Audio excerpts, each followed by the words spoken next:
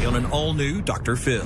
They accuse his ex-wife. Did she tell the boys she was not going to live? She has. Of faking cancer. You put our producer on the phone with a nurse. Sharon. There's no Sharon that works at that hospital. And over-medicating the kids. This says emergency only. You've upped the dose to every night. I would never intentionally hurt my children. I don't think you're being fully candid with me. Let's do it. Have a good show, everybody. Here we go. This is a safe place to talk about hard things. Stand by. We'll count you down. Today's going to be a changing day in your life. 5, 4. I am not giving up on you.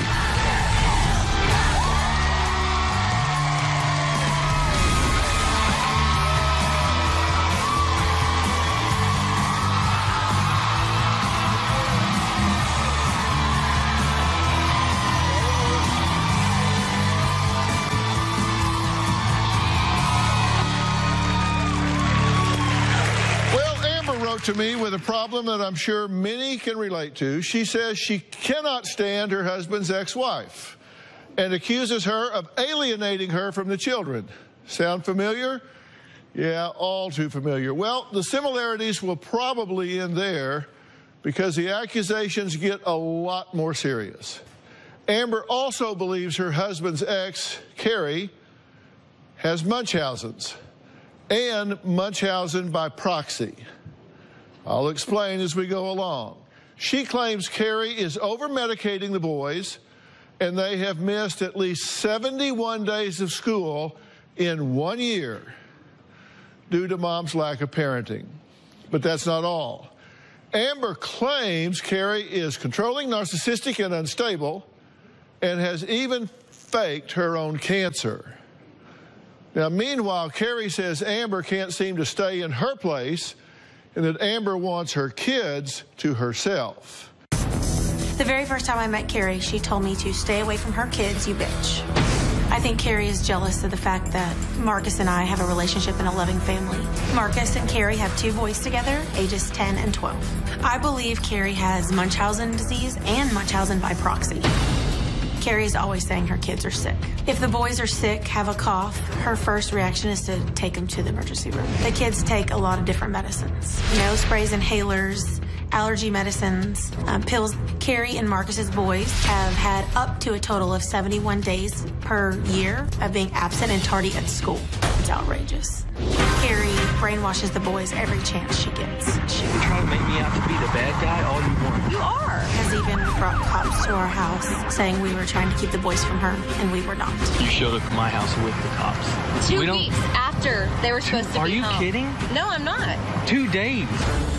Carrie treats Marcus like crap, calling him a fat loser. You look like you sit on the couch and eat ice cream all day. She will call him a deadbeat father in front of the kids. I really think that she's the deadbeat. Carrie refers to me as the fat cow to her boys. Your wife getting mad at my kids because they didn't give her a kiss or tell her that they love her?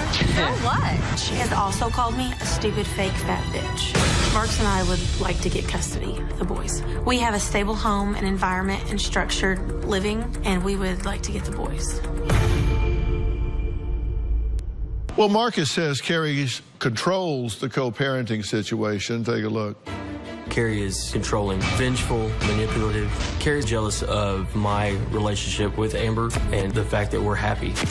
Carrie and I's relationship is constant fighting and arguing. It's about you playing games. It's about you think you're in charge. Yeah, that's what it's about. She doesn't allow for normal co-parenting. Even a simple task turns into a big ordeal. It's time for them to come on now. They'll come out when I tell them to. Then go get them. I don't want to yet. My kids are absolutely stuck in the middle. I wish you would just leave and never come back, really. Makes me feel very angry. Carrie badmouths Amber to the boys. She's poisoning the well. Carrie likes to name call. Carrie's been stuck on fat. This packing on pounds thing is that what you like to do now? You're This sickly anorexic thing, is that what you're going for? I do believe that Carrie has Munchausen and Munchausen by proxy. Something as simple as a headache or a stomach ache turns into hospital visit and more medication. My boys are not unhealthy. I think Carrie does this because she needs to feel like she's the one taking care of them. She has to feel important. I'm not very happy with the living conditions she has for them right now. They live with Carrie's parents. It's a small house. There's not enough space. They have clean issues. When I pick them up, their legs and arms have been eaten up by bugs. I believe they're in an unhealthy situation with Carrie. Right now, I'm at a point where I'm willing to fight hard for full custody. Okay, Marcus, why do you think you should have full custody? I think the boys will be safer at my house, healthier at my house. So you think they're in danger with her? You think she would actually hurt them on purpose? Not knowingly, not on purpose, but with a condition that allows her not to know that she's doing it. And that condition is what? We believe it's Munchausen. That's a very serious disorder. Yes. Just so everybody knows, the Munchausen syndrome refers to the most severe and chronic physical form of a group of disorders called factitious disorders. It does include, in part, making yourself sick or causing yourself to exaggerate symptoms or over-dramatize. For example, dramatic, inconsistent medical history. That's very much what she does with the medicines. Falsely fabricate medical records, unclear symptoms or relapses that become more severe with treatment or after negative tests. Like they'll test and say there's nothing wrong, but then the symptoms get even more severe. When we're talking about this imposed on others, then all of these sort of things are pushed on somebody else. They use this on the kids. Do you think that's happening with your boys? Yes. Is she over-medicating the boys? I do believe she is. And what is the custody arrangement now? I have first, third, and fifth weekends of the month. They're basically with her. Right. And you get every other weekend. Right. Okay, if she's such a terrible parent, why is that the case? When we agreed upon this, I wasn't in a place to take them. So you agreed to this? Yes. And she says you weren't much of a dad to begin with. Is that true? I can't argue too much about their early life. I wasn't. You say that you agreed to that then because you weren't in a position to be a responsible, ever-present father, but now you are. You've cleaned your act up. Yes. Okay. Yeah. And you think that she is introducing some negative mental, emotional experiences for these boys. Absolutely. Has she claimed that she had cancer? Yes. Did she? She's claimed it 3 times since I've known her. Did she have cancer? I'm not a doctor. I don't believe that she had. And did I she haven't tell seen the any boys proof. she was not going to live? She has. She told him, I'm dying of cancer. Yes. Right. Stage 3, I believe. Stage 3 cervical cancer. Yes. And did she also say it was metastasized, that it had gone into her lymph nodes in her abdomen and that it had spread throughout her body? It had spread, yes. Did she tell him that she had had 8 miscarriages? And that they were buried in a cemetery down the road from her parents' house. And you think she badmouthed you? Oh, I know she badmouths me. All right, when we come back, we meet Marcus's ex-wife and hear what she has to say about the fact that Amber and Marcus want full custody of her boys. We'll talk about that next. Amber is just trying to take my place. My kids have told me Amber wants them to call her mom. That makes me incredibly furious. I'm their only mom. And later, this has to stop. That doesn't mean text me through his phone. Well, you know what? You can play the victim here, or you can put on your mommy pants and grow up. Monday on an all-new Dr. Phil. She says her stepmom is evil. You think she's a hoarder? Oh, I know she is. She hoards animals, too. Her dad is fed up. I've moved into the garage. Most of the time, you're not sober. He's sober right now. Let him talk. You need to mind your own business. This is my business. And the house is disgusting. It is no way to raise a child in that squalor. I will be there for that baby. Well, if you're going to be there for that baby, then get a front-end loader and clean that house out. That's Monday.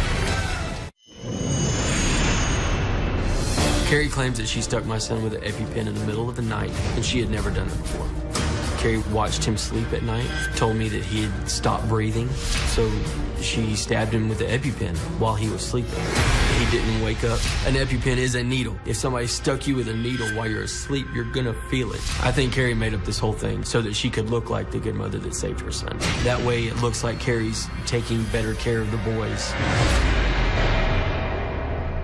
Well, Marcus is concerned his ex-wife Carrie is over-medicating their two boys, but Carrie says she is a great mom, and the real problem here is Amber, who is constantly meddling in the middle.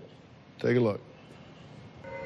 Amber has always been too involved with my business, with my ex-husband.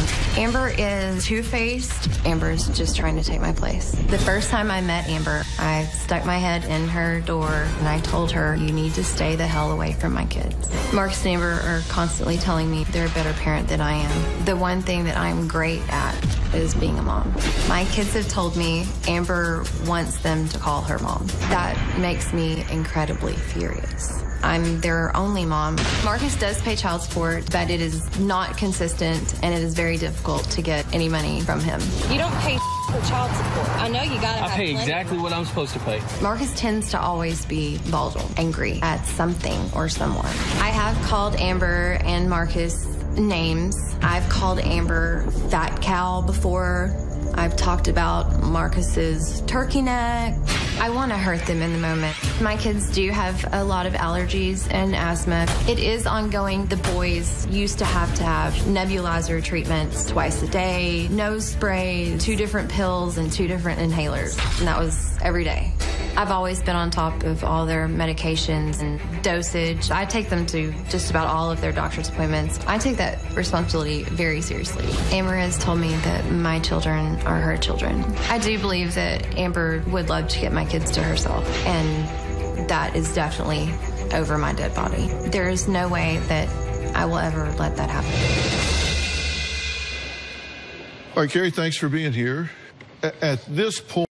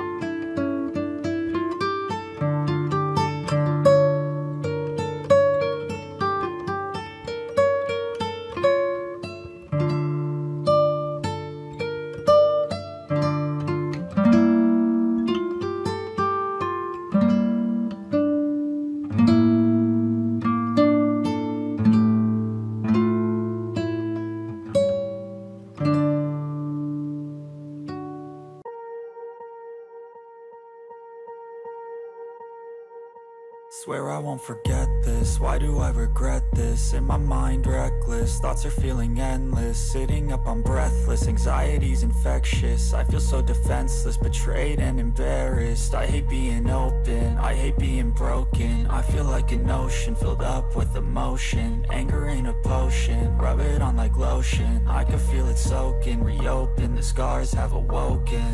I can't move on till I let go. I feel so lost, never at home. Need to be strong, every breath hold. Cause I can't move on till I let go. I can't move on till I let go. I feel so lost, never at home. Need to be strong, every breath hold. Cause I can't move on till I let go.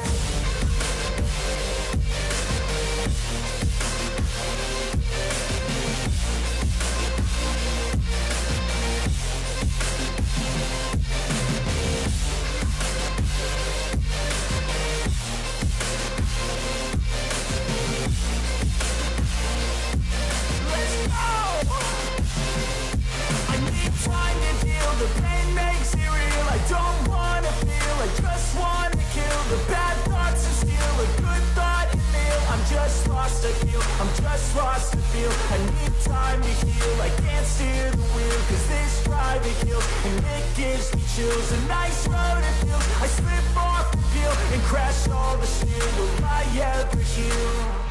I can't move on till I let go. I feel so lost, never at home. Need to be strong, every breath hold. Cause I can't move on till I let go. I can't move on till I let go. I feel so lost, never at home. Need to be strong, every breath hold. Cause I can't move on till I let go.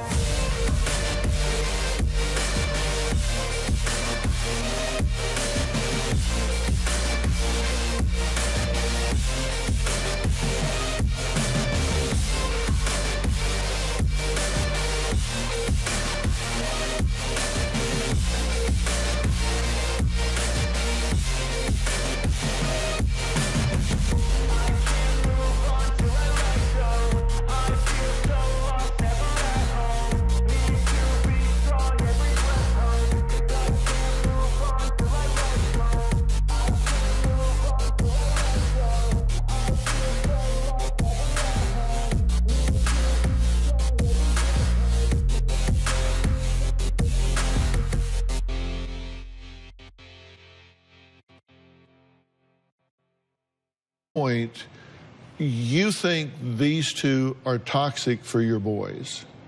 I do think in a way they are toxic. Okay. And do you think Amber in particular is toxic for your boys? She tends to be the kind of instigator, the ringleader. Does she stir the drama? Yes. Do you think she talks bad about you to your children? Yes, I know she does. Okay, and they've told you that? Yes. I went through everything that you said and made a list of your complaints about Amber, so I want to go through those about Marcus and Amber both. According to Carrie, you say Marcus and Amber cause fights in front of the children. They alienate you from the children, which we just talked about, that Marcus doesn't pay attention to the children, and that Amber takes away their technology as punishment. Sometimes they're electronics and toys, that sort of things. That they always have strangers living with them, that they trash talk you in front of the boys, refers to your sons as her children, and the children return with cuts and scrapes, and that they have to sleep on the floor. When they came to my house for the weekend, and you've got 4 boys that love to play with and like to be around each other, they would pick to sleep on the floor all together, watch TV, and they'd fall asleep in the bedroom. Go home. Returning with cuts and scrapes. They're boys, they play on their bikes and having fun with friends that live in our neighborhood.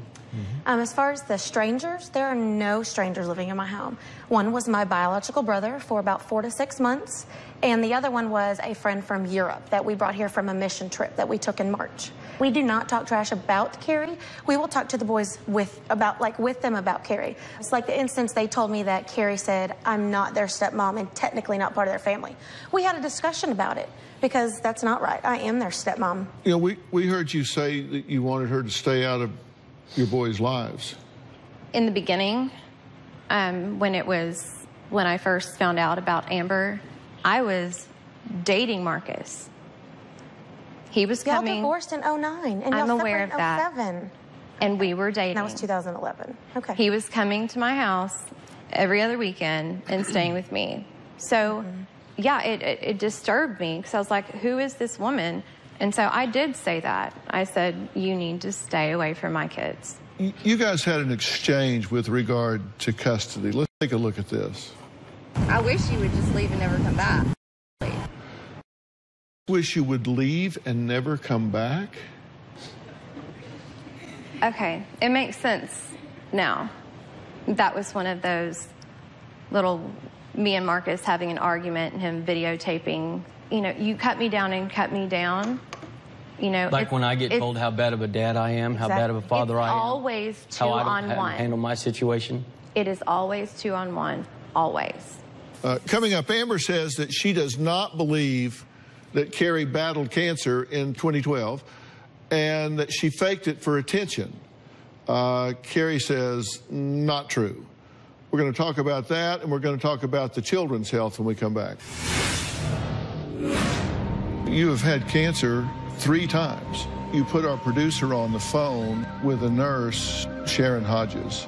She confirmed ovarian cancer. Well, we had one more question, so we called back to that hospital and asked for Sharon Hodges. You're just a loser, Paul. You're the failure of a parent. You're the failure of a parent. Why are you dating a 14-year-old child? That's a 4th-degree felony. You have no job. You are living in the car. I have 2 vehicles. Does the other one have a windshield?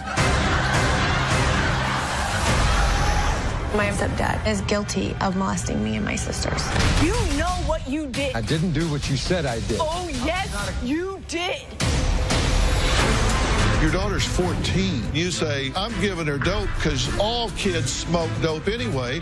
You have messed her up. You just want to turn it into I'm the bad guy. You are providing your child with alcohol, allowing her to have sex. You are committing a crime. Plus, a woman he's never met. My fiance, Kimberly, is a truly awesome woman. She's currently stuck in Amsterdam. And she needed money to get home. An act of betrayal. You didn't send Kim any money? No, I didn't. You scammed me out of $200,000, and if I could find you, I'd kill you. A shocking revelation. She's not in Amsterdam. She's here. Come on out.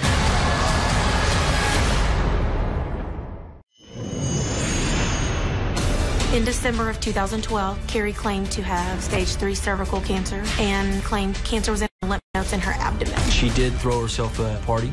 She called it her cancer party. Hair today, gone tomorrow kind of thing. Carrie went as far as to shave her head and her boys' heads. She was healed quickly. I do not believe Carrie had cancer. I think Carrie did it for attention. She likes the drama, all eyes on her. I think she needs that. You have had cancer. Yes. 3 times. I had it 2009. There was, it was a precancerous cells. It was stage 0 at that point. We had a hysterectomy done then. Then in 2012, I had a laparoscopic procedure where the rest of my ovaries and tubes and some lymph nodes and omentum was removed. Well, originally you said it was 2007. 5007. 7 was the first. Yes.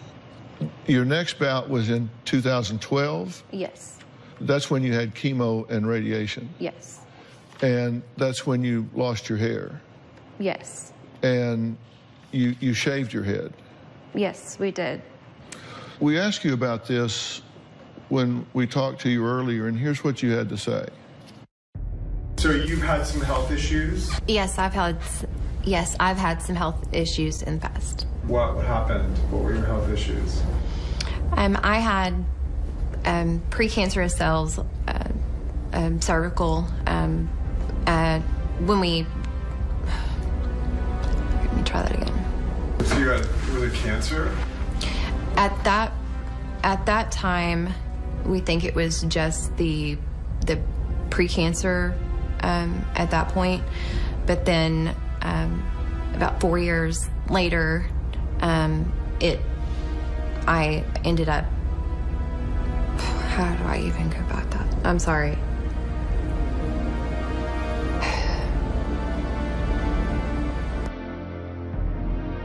Several years later, it was told to me that the cells had developed into cancer. And so we had to do more procedures and treatment that time. And at that time, I did lose my hair, and it was a very scary, emotional time in my life. But you didn't lose your hair, you shaved your head. Well, I shaved my head so I wouldn't have the big clumps of hair falling out. Well, you said you lost your hair, but you didn't. You shaved your head. In the beginning, I shaved my head to where my hair was very short, yes.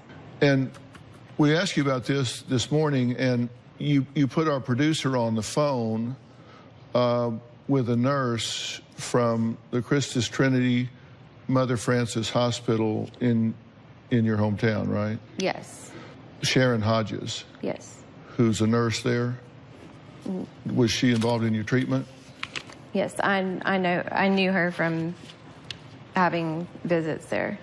So when you had your surgery and your chemo and your radiation, she treated you?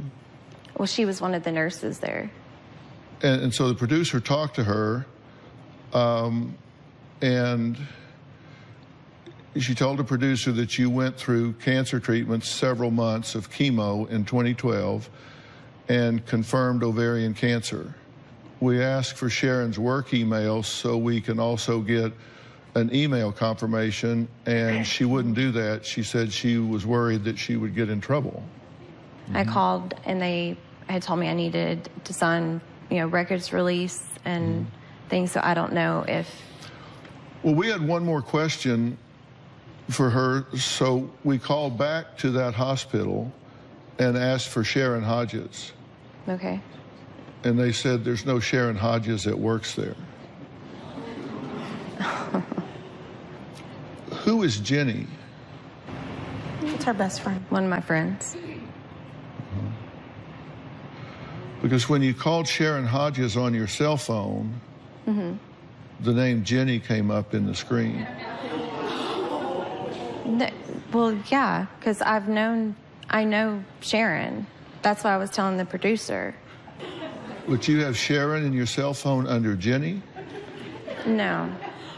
I called Jenny's phone. I said, is this Sharon? She said, no, she said, this is Jenny, Carrie. I was like, oh, I need to talk to Sharon. Why would Sharon be with Jenny? Because we were all friends. Does that not make sense? Not at all. Okay. The truth is, there's no Sharon Hodges that works at that hospital. She doesn't exist. The hospital has no reason to lie about that. But neither do I. I did have to go through treatment. I did have to go through chemo and radiation. So when you put our producer on the phone this morning speaking to Sharon Hodges, they were actually speaking to Jenny? No, that still wasn't Jenny. Who was it? Her name is Sharon. What was she doing at Jenny's house? Neighbors now. I know it seems so coincidental. I'm just hoping you'll clear it up for me so I can understand. Well, I'm kind of confused at the same time, so I don't really know how I can clear things up for you. Coming up, Amber and Marcus claim Carrie has Munchausen by proxy because of the way she over-medicates her sons. I'm going to ask her about that after the break. See, this says 1.5 emergency only, and you've upped the dose. I didn't change the dose. And it's the wrong child. I would never intentionally hurt my children. I'm just saying there's some fishy stuff going on here about medical perception.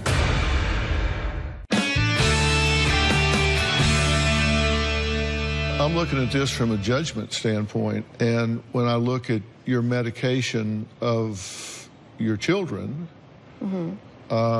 that seems really inconsistent as well. The instructions on the bottle here for your 12-year-old say that this medication, montelukast 1 tab nightly for your 12-year-old, and how do you pronounce this one? Desloratadine. Desloratadine, take 1/2 tab by mouth daily. The 10-year-old, prednisone, take 1.5 tablets as needed for emergency plan only for the 10-year-old. And then you've got over here, you're telling them to give it to the 12-year-old 2.5 every night. The reason he was taking the prednisone is because if he had had an allergic reaction, he starts his emergency protocols. And that is what is listed on his emergency protocols that he follows for several days.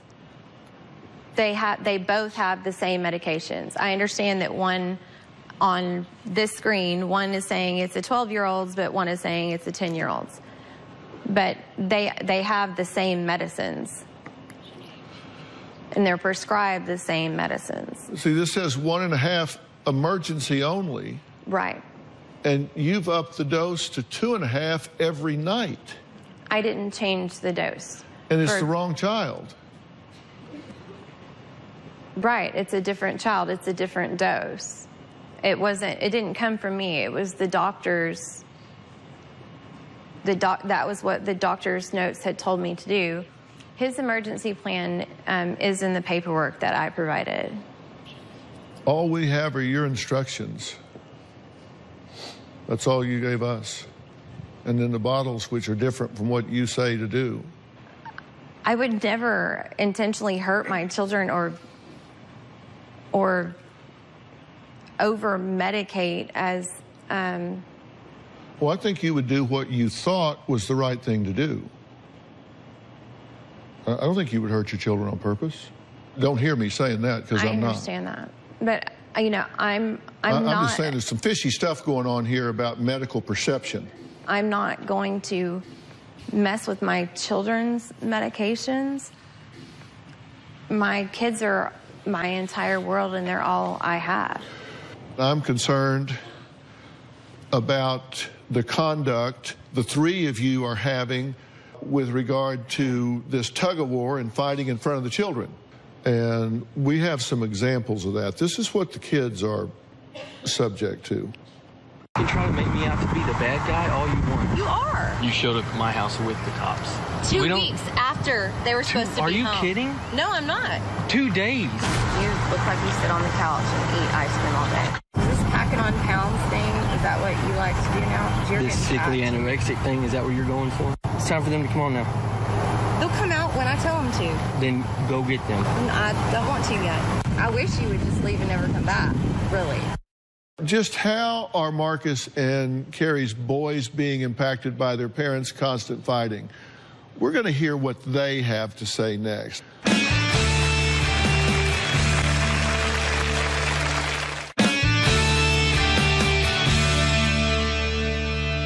Well, Carrie says Marcus and Amber will get custody of her boys, quote, over her dead body. But how do the children feel about all the fighting between 3 adults? Whose side are they on? Take a look. I do think my parents fight more than other parents. It hurts, and I don't like them fighting. It affects me emotionally. I've heard them, but I never got what they were saying, so I never really understood it.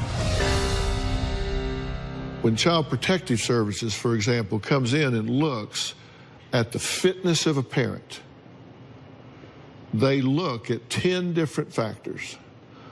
And number one, they look to see if you're able to provide a safe, stable, secure environment. That's mentally, emotionally, physically, all of that. Are you able to do that?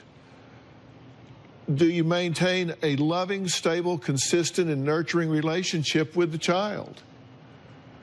Are you attending to the daily needs of the child, such as feeding, clothing, and physical care? Do you attend to the adequate education for the child? Are you providing for the financial support of the child, the ability to identify and prioritize their needs ahead of your own? Do you empathize with and meet the child's needs? Do you have any ability to regulate your impulses and emotions instead of just letting them fly and just no impulse control? Can you assist them in developing and maintaining appropriate interpersonal relationships? Do you exercise appropriate judgment regarding their welfare? And I guarantee you, if I go through here and grade y'all's paper, you get about a D-. This has to stop. Mm-hmm. Agree. This has to stop. Your role in this is the hardest of all. What you can do is support him in fathering his children. She's the mother, he's the father, you support the father. And in so doing, you support the mother because they should be on the same set of values and principles in raising these children. Sure. That doesn't mean text me through his phone. Are you not listening? Yes, sir, I am.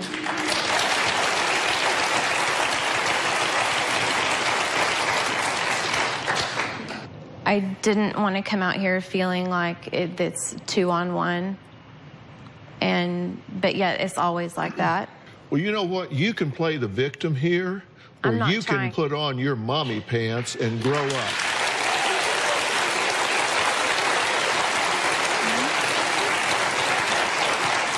Because you keep this erratic victim behavior up, and you're going to wind up losing your children.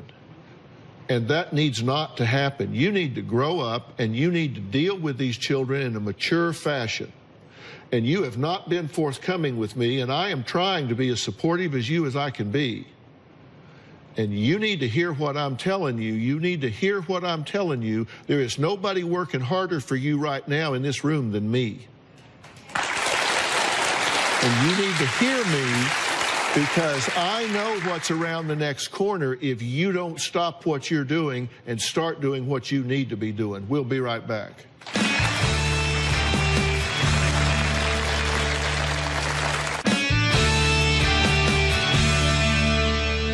You are using these boys as pawns.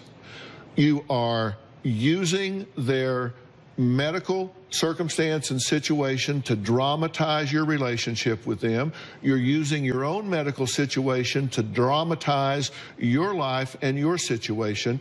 And you can roll your eyes and get sanctimonious all you want, but I'm going to tell you what, if they decide to drag you back to court and they appoint an ad litem for these children, that is somebody that does not work for you, does not work for him, but they investigate this situation, they're going to find out whether there's a Sharon Hodges or whether there's not. They're going to find out whether you had metastasized cancer or whether you didn't.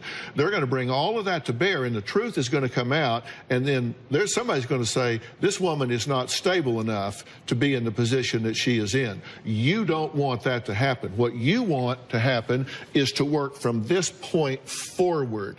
You don't want a lot of scrutiny right now, so you don't want to go there.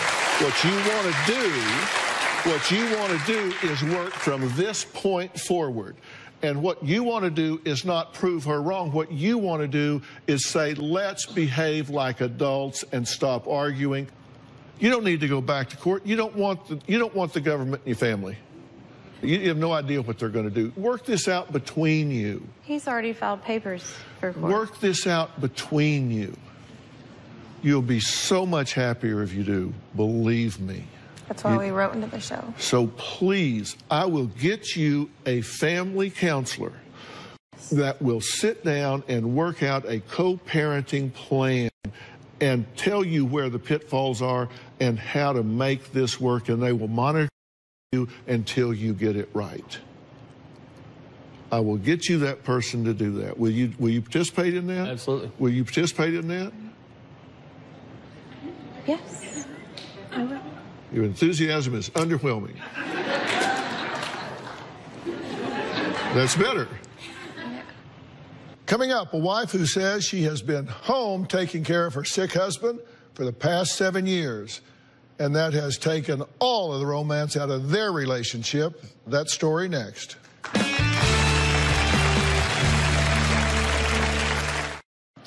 Finding love, getting married, and raising a happy, healthy family is a life goal for most of us.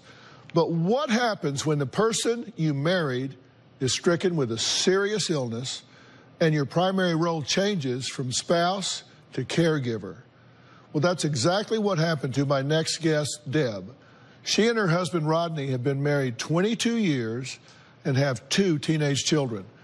Then in 2000, Rodney was diagnosed with a rare genetic disorder. Now, for the family, and especially Deb, life and marriage would never be the same. My husband, Rodney, is the love of my life. Since Rodney became ill, my relationship has changed from wife to primary caregiver. It's necessary to care for him on a daily basis in a way that I was never expecting. That looks good. What I do for Rodney on a typical day is a lot of food preparation. I also take care of his medications. I'm often overwhelmed with the day-to-day life of caregiving. Many times I feel I don't have the energy for my children's needs. It's not fair because they need me too. All right, dear, it's on the table. Got your oxygen? There really isn't a whole lot of time left for me after I care for Rodney and the kids. I really don't remember the last time I did something for myself. I am determined not to let caregiving become my sole identity. If I had a job, that would be a different scenario, but this is my job. My main concern is keeping Rodney alive on a daily basis. I will never give up on Rodney. That's what love is. Love you. Love you too. Well, joining me are Deb, as well as AARP caregiving expert and psychologist, Dr. Barry Jacobs. So welcome to both of you. Thanks for being here. So, Deb, I know this is a challenge. So what are some of the difficulties you experience as a spousal caregiver? Certainly, one of the difficulties is I was expecting a partnership when we got married. That was what we agreed to. There's also the difficulty with intimacy. And also, there's just an awful lot of grief about the life that we lost. Dr. Jacobs, how big a problem is this in families today, the way people are living their lives? Situations like Deb are increasingly common as the American population ages. If you aren't presently a caregiver, at some point in your life, you're likely to be a caregiver, or you're likely to need a caregiver. Right. Unfortunately, spousal caregivers have it the toughest. As Deb mentioned, it's not just that the caregiving work itself is so hard, but it's that the loss of intimacy with a partner occurs very, very often. So what kind of effect can that have on the marriage? We know that the nationwide divorce rate is around 40%, but among couples dealing with serious chronic illness, that rate is certainly higher. So is there something people like Deb can do to help them feel less alone and less stressed? Absolutely. So AARP has a toll-free helpline for caregivers to call Monday through Friday, 7 a.m. to 11 p.m. Eastern Time to provide information and resources. And there's a great website specifically for spousal caregivers, wellspouse.org. And when they call or go to that website, what are they going to get? They're going to be able to get information about local resources in their community, as well as just to hear an understanding voice about the kinds of things that spousal caregivers go through. Okay. I think it's so important that you've got to take care of yourself and prioritize, right? I know that sounds like a cliche. It's very difficult. Well, I know it's difficult. You know, this is something that Robin talks about a lot. Robin